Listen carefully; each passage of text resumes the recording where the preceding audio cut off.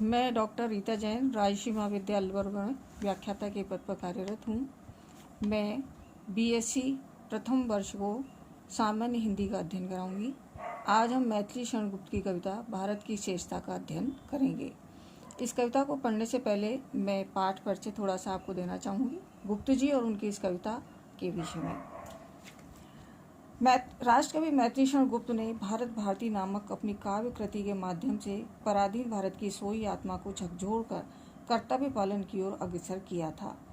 इस कृति की कविताओं के कारण भारत के लोगों में व्याप्त हीनता का उन्मूलन हुआ और वे सिर ऊंचा करके अपने देश की स्वाधीनता, स्वतंत्रता, सभ्यता और संस्कृति के रक्षा में प्रवृत्त हुए थे। किसी भी जाति का उत्थान उसके गौरवशाली अतीत की नींव पर ही हो सकता है। जिन देशों का कोई अतीत नहीं, उन्हें अपने वर्तमान को दूसरे देशों के अनुकरण पर खड़ा करना होता है, किंतु जिनका अपना उज्जवल और यशस्वी अतीत है, उन्हें तो केवल जागना भर है। वे अपनी नींद और मूर्छना से जागकर अपने पूर्वजों के द्वारा स्थापित उच्च आदर्शों को स्थापित कर सके।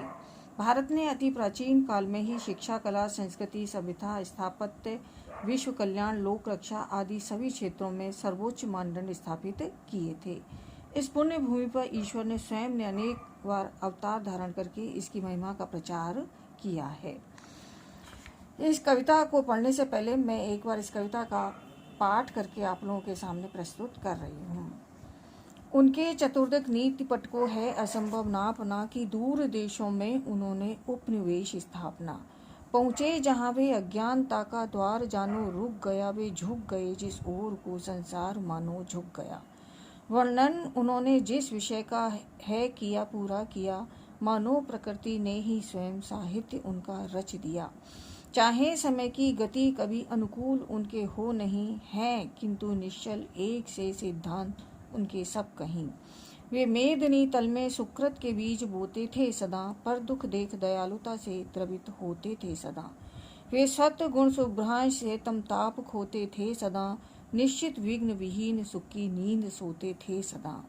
वे आर्य ही थे जो कभी अपने लिए जीते न थे, वे स्वार्थ रथ हो मोह की मदिरा कभी पीते न थे। संसार के उपकार हित जब जन्म लेते थे सभी, निश्चेष्ट होकर किस तरह वे बैठ सकते थे कभी। इस कविता का भावार्थ समझाने से पहले मैं इसमें आए हुए कठिन शब्दों का शब्दार्थ आपको बताना चाहूँगी, जिससे कि कविता का भाव अच्छी तरह से समझ में आ सके। चतुर्दिक अर्थात चारों दिशाओं में, कीर्तिपट अर्थात यश रूपी वस्त्र, अज्ञानता यानी अज्ञान, गति अर्थात चाल, अनुकूल अर्थात सहयोगी, मेदिनी अर्थात पृथ्वी, सुकृत अर्थात सद्कर्म, द्रवित अर्थात पिघलना, सत्वगुण अर्थात सतोगुण, शुभ्रांशु यानी कि शुभ्र किरणें, तम ताप यानी कि अंधेरा और दुख, स्वार्थ रत अर्थात स्वार्थ में लीन, मदिरा अर्थात शराब। प्राचीन भारत के हमारे पूर्वजों ने दूसरों की भूमि और राज्य छीनकर उन्हें पीड़ित नहीं किया, अपितु अपनी सभ्यता और संस्कृति का विश्व की सभी दिशाओं में प्रचार प्रसार करके भारतीय संस्कृति का विश्व में संचरण कर संसार का कल्याण ही किया है। भारत के लोगों ने अपने सांस्कृतिक उपनिवेशों की स्थापना की है। आज दक्षिण पूर्वी एशिया के देशों में इसका प्रमाण उपलब्ध है। इंडोनेशिया, मलेशिया, कंबोडिया, जापान, चीन, तिब्बत आदि में भारतीय संस्कृति के उच्चतम आदर्शों के अवशेष विद्यमान है। ये सर्व इसलिए संभव हुआ कि हमारे पूर्वजों ने उन्नत भारतीय सभ्यता संस्कृति के उपनिवेश सारे संसार में स्थापित किए। बहुत प्राचीन काल में ही यहाँ ऐसे ज्ञान विधि ग्रंथों की रचना हो गई थी। वे आज भी विश्व मानवता की धरोहर बने हुए हैं। उन ग्रंथों की रचना तो मानो स्वयं प्रकृति ने ही की हो। वेदों को अपौरुषेय माना जाता है, उनकी रचना स्वयं ब्रह्मा जी ने ही की थी। रामायण, महाभारत, गीता, उपनिषद, पुराण, स्मृतियाँ आदि ऐसे ग्रंथ हैं जिन पर संपूर्ण मानव जाति गर्व करती रहेगी। प्राचीन भारतीय साहित्य में आयुर्वेद, दर्शन, शिक्षा, भूगोल, खगोल, ज्योतिष, गणित आदि सभी विषयों का भंडार है। हमारे वर्तमान राष्ट्रपति डॉक्टर APJ अब्दुल कलाम ने तो स्पष्ट कहा था कि वर्तमान विज्ञान के अनेक आविष्कार और खोज भारतीय साहित्य के पूर्व दिशा निर्देशों का ही परिणाम है। प्राचीन भारत के हमारे महापुरुष लोक रक्षा में सबसे आगे रहते हैं। स्वयं के हानि लाभ की उन्होंने कभी चिंता नहीं की। उन्होंने पृथ्वी पर अपने सत्कर्मों के बीज बोए, पर दुख कातरता के विशेष गुणों के कारण दूसरों का दुख दूर करने में ही लगे रहते हैं। हमारा इतिहास ऐसे अनंत आदर्शों के उदाहरणों से भरा पड़ा है। भारत के गौरवशाली अतीत का मैत्री शरण गुप्त ने अपनी इस कविता में भव्य और प्रेरणादायक चित्रण प्रस्तुत किया है। उनके चतुर्दिक कीर्ति पट को है असंभव नापना कि दूर देशों में उन्होंने उपनिवेश स्थापना। पहुँचे जहाँ वे अज्ञानता का द्वार जानो रुक गया वे झुक गए जिस ओर को संसार मानो झुक गया। इस काव्यांश में राष्ट्रकवि मैथिली शरण गुप्त ने ये बताया है कि भारत के गौरवपूर्ण अतीत की मनोहर झांकी को प्रस्तुत करते हुए महान पूर्वजों की महानता का चित्रण किया है। कवि कहते हैं कि हमारे उन महान पूर्वजों के चारों ओर जो यश का तंबू तना हुआ है उसको नापना असंभव है। उन्होंने दूर दूर देशों में जाकर भारत के उपनिवेशों की स्थापना की थी। वे जहाँ भी गए उन्होंने अज्ञान के द्वार बंद कर दिए और जहाँ गए वहीं ज्ञान का प्रकाश फैला दिया। हमारे पूर्वजों का जिस दिशा में झुकाव देखा संसार भी उसी दिशा में झुक गया। सरल भाषा में प्राचीन गौरव का चित्रण किया गया है। वर्णन उन्होंने जिस विषय का है किया पूरा किया, मानव प्रकृति ने ही स्वयं साहित्य उनका रच दिया। चाहे समय की गति कभी अनुकूल उनके हो नहीं है, किंतु निश्चल एक से सिद्धांत उनके सब कहीं। गुप्त जी ने स्वतंत्र चेतना को हवा देने वाली प्रसिद्ध कृति के माध्यम से हमारे पूर्वजों का श्रद्धा और सम्मान के साथ स्मरण किया है। कवि कहते हैं कि हमारे पूर्वज बहुत कर्मशील और महान थे।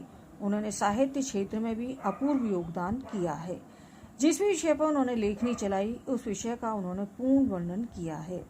उनका साहित्य सृजन तो ऐसा लगता है मानो स्वयं प्रकृति ने ही उस साहित्य की रचना की हो। समय चाहे उनके अनुकूल रहा हो या प्रतिकूल, किंतु उनके जीवन के आदर्श, उनके सिद्धांत सर्वत्र एक समान अपरिवर्तनीय रहे हैं। उन्होंने कभी सिद्धांतों से समझौता नहीं किया। वे मेदिनी तल में सुकृत के बीज बोते थे सदा, पर दुख देख दयालुता से द्रवित होते थे सदा। वे सत्व गुण शुभ्रांश से तम ताप खोते थे सदा, निश्चित विघ्न विहीन सुख की नींद सोते थे सदा। इसमें कविता ने हमारे पूर्वजों के सात्विक स्वभाव का उल्लेख किया है। राष्ट्रकवि गुप्त जी कहते हैं कि हमारे महिमा मंडित पूर्वज पृथ्वी तल पर अपने सद्कर्मों के बीज बोया करते थे। वे दूसरों के दुखों को देखकर दयावश द्रवित हो जाया करते थे। वे अपने सात्विक गुणों की शुभ्र किरणों से अंधकार और ताप अर्थात दुख दोनों का विनाश करते रहते थे और विघ्न बाधाओं से रहित होकर निश्चित सुख की नींद सोया करते थे। वे आर्य ही थे जो कभी अपने लिए जीते न थे, वे स्वार्थ रथो मोह की मदिरा कभी पीते न थे। संसार के उपकार ही जब जन्म लेते थे सभी, निश्चेष्ट होकर किस तरह वे बैठ सकते थे कभी।